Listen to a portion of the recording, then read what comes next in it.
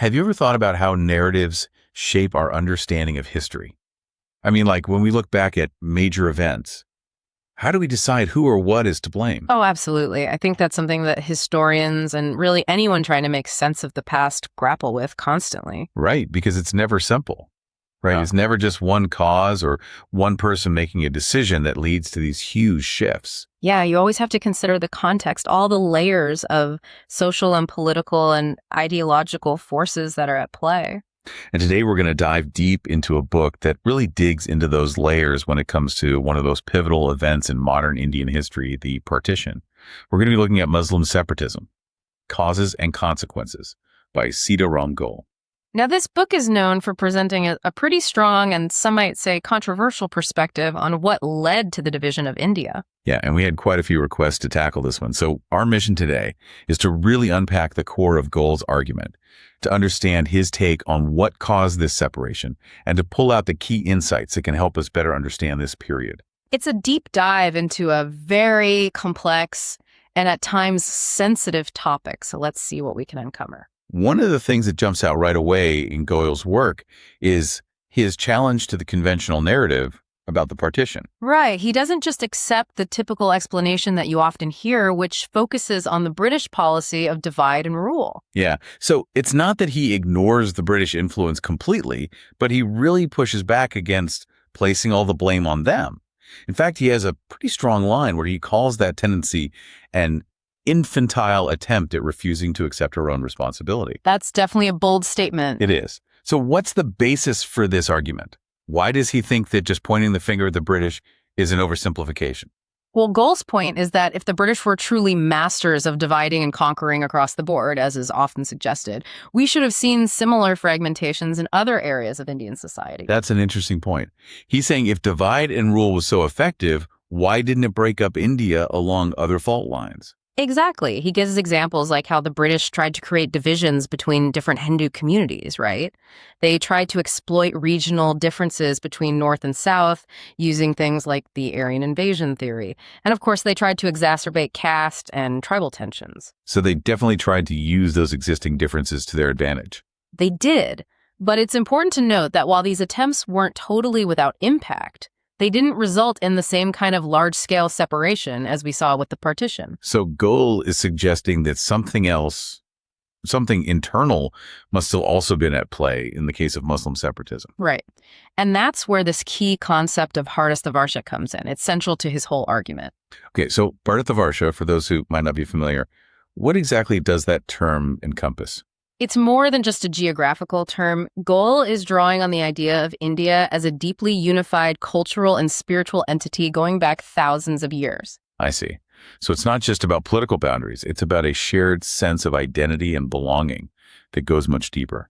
Right. And this idea is rooted in this concept of India as the Matrubhumi, the Punyabhumi, the Brahmabhumi, the Devabhumi, the Devakbhumi, all these different layers coming together as Bharat Mata. Okay, I can see how that would be a powerful unifying force. The idea of a motherland, a sacred land, a land of righteous conduct, a land of the gods, a land of action. It ties people to something larger than themselves. And this idea of a unified Bharatavarsha is something that Goel argues existed long before the British arrived and continued to exist in the hearts and minds of the people throughout their rule. So you have this deep-seated sense of unity on one hand, and then on the other you have the British arriving and trying to impose their own vision of India. And that vision was very different, wasn't it? Right. Goel talks about how the British deliberately worked to redefine India, not as a single unified nation, but as this collection of separate and distinct entities. It's like they're saying, look, there's no such thing as India. There are just all these different regions and groups with their own histories and cultures. And he quotes John Strachey from the 1880s to illustrate this point. Right. Strachey explicitly talked about India as a multitude of different countries. And you can see how that kind of thinking served the British interests. It justified their rule, right? It's easier to control a bunch of fragmented groups than a unified nation that sees itself as one. Absolutely. And so you have this clash of narratives, this clash of perceptions about what India really was at its core.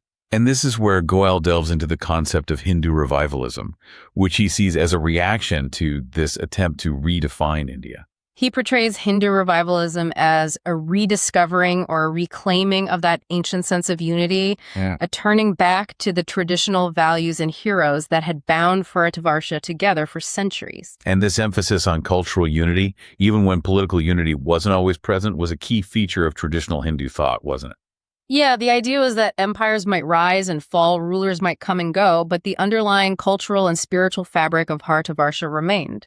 So even when there wasn't a single powerful emperor ruling over the entire subcontinent, there was still this sense of belonging to something larger. Exactly. Think about the shared pilgrimage routes that crisscrossed the land, the common epics and mythologies that were known from north to south, the continuous traditions of learning and philosophy that connected people across regions. So it was about maintaining the Dharma, the cultural and ethical order of Bharatavarsha, regardless of who was in political power at any given time. Right. And Goel points out that this idea of a unified realm wasn't just some vague philosophical notion. It had historical and textual precedents. Yeah, he brings up the concept of a Chakravartik Kshetra. Right, which you find references to in ancient Vedic texts and in the epics like the Mahabharata and the Ramayana. The idea of a universal sovereign who commands respect and authority over the entire land. And these texts talk about powerful rulers like the Nandas, who performed grand rituals like the Ashwamedha Yajna, the horse sacrifice to assert their dominance. And even during times of conflict, Golar argues there are often shared understandings of righteous warfare and how a righteous emperor should conduct himself. So the idea of a unified Bharatavarsha wasn't just a dream. It had roots in the historical memory and in the stories that were passed down through generations. And speaking of historical memory, Goel draws an interesting contrast between how Hindu society remembered its heroes and the focus that's often found in Western historical accounts of India. Okay, I'm curious about this. How does he differentiate those two perspectives? He argues that Hindu society consciously chose to remember and celebrate those figures who resisted foreign invasions. People like Bappa Raval, who stood against the early Arab incursions, Maharani Nayakivi, who fought the Ghurids Shivaji, who challenged Mughal power Ranjit Singh, who held back Islamic rule in the Northwest.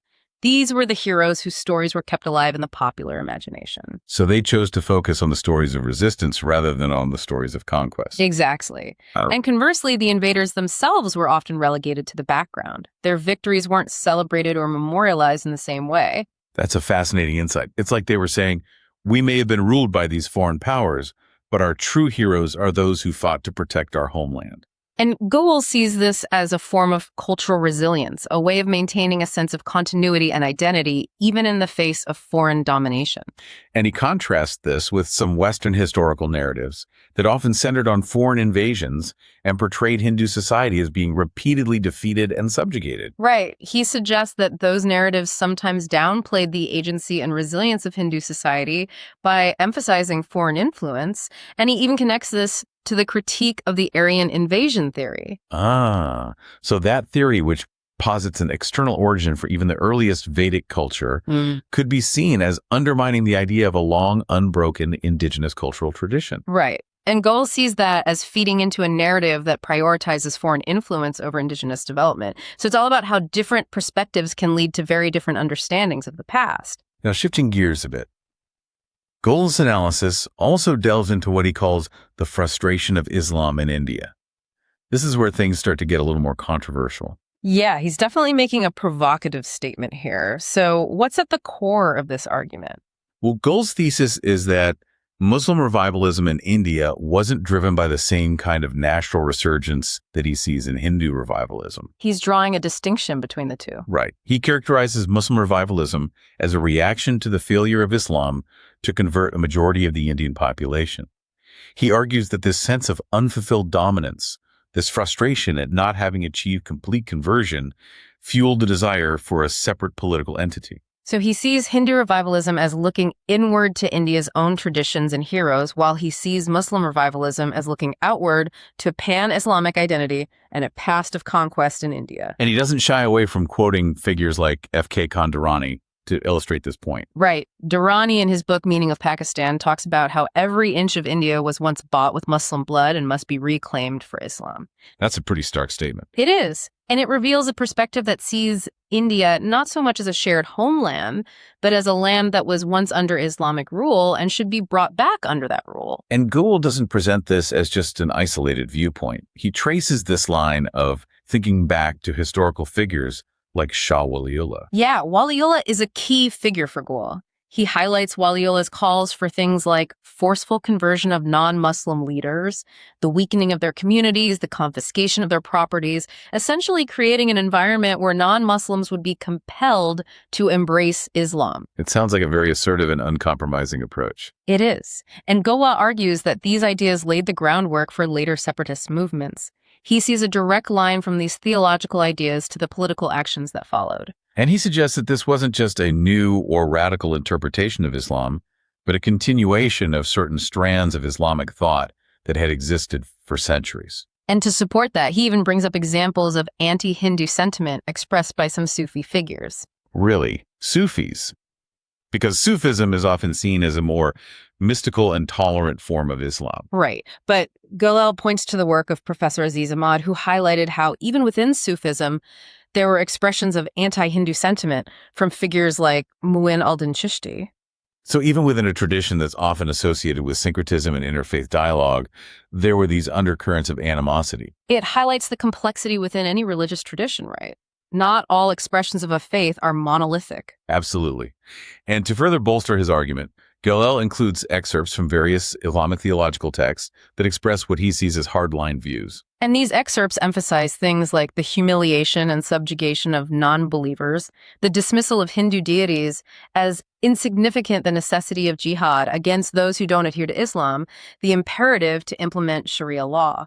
So he's trying to show that these ideas weren't just fringe beliefs, they were rooted in the theological texts that were being studied and taught. Right. And these texts are portraying a very clear distinction between believers and non-believers and emphasizing the superiority of Islam. So Goel is arguing that this ideological gulf, this sense of separateness and superiority, was a fundamental driver of Muslim separatism, not just a reaction to Hindu revivalism or British policies. Right. He's saying that these ideas were there all along, and they shaped how some Muslims viewed their place in India. Okay, so if we accept that premise, how does this frustration and these theological ideas actually manifest in the historical development of Muslim separatism in India?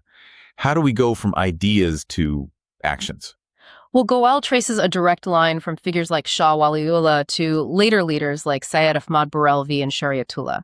These were figures who led movements that were often characterized as anti-British, but frequently involved violence against Hindu communities. So even when the stated enemy was British rule, there was this undercurrent of anti-Hindu sentiment. Right. He gives examples like the uprisings led by Titu Mian and Dudu Mian in Bengal, where initial resistance to the British morphed into attacks on Hindu landlords and moneylenders. And then we have a fascinating shift with someone like Sir Syed Ahmad Khan. Right. Initially, Sir Syed was an advocate for Hindu-Muslim unity, but after the 1857 revolt, he really changes his tune. Yeah, he starts to emphasize Muslim loyalty to the British and questions the viability of a unified Indian nationalism. And this is a crucial turning point because you have a prominent Muslim leader starting to articulate a distinct Muslim political identity separate from and even opposed to a broader Indian identity. So Goel sees this as a key step towards the eventual demand for a separate Muslim state. Exactly. He argues that the formation of the Muslim League and the push for separate electorates and ultimately for Pakistan wasn't just a sudden development, but the logical outcome of this longer history of separatist thought. And he talks about what he calls the terminological swindle, where asserting a unified Indian identity was labeled Hindu communalism, while asserting a distinct Muslim identity was called Muslim revivalism. He's suggesting that the language used to describe these movements obscured the true nature of the ideologies at play. So it's like one side was portrayed as being divisive, while the other was portrayed as simply reviving its own traditions. Right. And Goel argues that this framing of the debate was misleading and ultimately harmful. Now, as the demand for minority rights and separate representation grew, how did the Hindu community respond? And what were some of the major points of friction that arose during this period? Well, Goel points out that Hindu concerns about things like cow slaughter, which holds deep religious significance, were often dismissed or labeled as communal. So there was this sense that Muslim demands for religious and cultural rights were legitimate, but similar Hindu concerns were seen as problematic. Right. And issues like Hindu religious processions became flashpoints as well.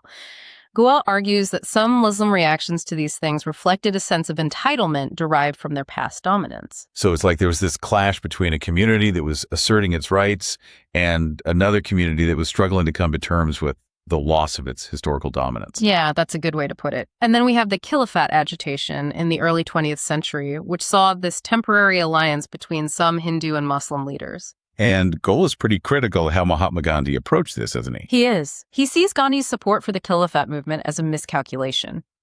Gandhi urged Hindus to trust Muslims and to support their cause. But Goel points out that figures like Abdul Bari, who initially advocated for stopping cow slaughter for the sake of unity, later reversed their stance. So it's like the unity was conditional on Hindu concessions. Right. And this is a recurring theme for Goel. He sees Hindu leaders repeatedly making concessions and trying to appease Muslim leaders without really understanding the depth of the separatist sentiments. And this period also saw the rise of the Shuddhi movement within the Hindu community. What was the context for that? Well, the Shuddhi movement, which aimed to bring back individuals who had converted to Islam, was primarily a response to Muslim proselytization efforts. So it was about counteracting conversions. Right. And Goel even mentions a text called Fatimi Dawati Islam, which detailed various methods aimed at converting Hindus with a particular focus on lower castes. So there was this sense within the Hindu community that they were losing ground religiously. And the Shuddhi movement was an attempt to push back against that. And even some prominent Hindu thinkers like Sarat Chandra Chatterjee were expressing deep skepticism about the possibility of genuine Hindu-Muslim unity. Yeah, Chatterjee was quite pessimistic. He argued that the pursuit of unity was futile given the long history of conflict and what he perceived as fundamental differences. So there was a growing sense that the two communities were just too far apart. And Goel argues that the national leadership's failure to recognize this reality was a major factor in the eventual acceptance of partition. So he sees it as a failure of understanding, a failure to grasp the depth of the ideological gulf and the strength of the separatist sentiment. Right. He's saying they misdiagnosed the problem and therefore came up with ineffective solutions. So when we get to that final push for partition, what is Goel's central argument about how that came to be? He argues that the demand for Pakistan wasn't just some sudden opportunistic move, but the inevitable outcome of this long history that we've been discussing. He believes that the national leadership underestimated the power of the separatist ideology and failed to effectively counter it. He keeps coming back to this idea of a foreign fraternity within the Muslim community in India. Right. He's talking about how even after centuries of living in India, many Muslims, particularly those who trace their ancestry back to foreign lands, maintained a distinct identity and a sense of superiority. And he suggests that in the 20th century, these groups aligned with native converts to Islam to protect their privileges. So it's not just about religious differences, it's also about social and political power dynamics within the Muslim community itself. And even a figure like Sri Aurobindo, who is known for his spiritual and philosophical insights, expressed doubts about the possibility of Hindu-Muslim unity. Yeah, Goel quotes Aurobindo questioning how true unity could be achieved with an ideology that he saw as inherently intolerant of other faiths. So you have these deep philosophical disagreements about the very basis for coexistence. And Goel concludes with a rather somber perspective on the state of Hindu society post-partition and the ongoing challenges posed by what he sees as these enduring elements of Islamic separatism. Yeah, he doesn't offer a lot of hope for reconciliation, does he? Not really. He seems to believe that the underlying issues haven't been fully addressed and that Hindu society is still grappling with the legacy of partition and the ideologies that led to it. So there you have it, folks. A deep dive into Sita Ram Goel's Muslim separatism. Causes and Consequences. A very thought-provoking and definitely controversial look at the factors that led to the partition of India. It's a perspective that challenges a lot of conventional wisdom and forces us to re-examine the historical narratives we've been told. And it raises a lot of questions about identity and belonging and the role of ideology in shaping historical events. Questions that are still relevant today as we navigate the complexities of a diverse and often divided world. Absolutely. And for our viewers on YouTube who enjoy these deep dives into complex historical issues, we hope you found this exploration insightful. We'd love to hear your thoughts and reactions in the comments section below. Let us know what you agree with, what you disagree with, and what other perspectives you think are important to consider. And if you found this conversation valuable, please consider liking this video and sharing it with others who might be interested in these kinds of discussions. And of course, if you want to stay tuned for more deep dives into fascinating and sometimes controversial books, be sure to subscribe to our channel, Book Reviews 1. Thanks for joining us today. Thanks, everyone. Bye for now.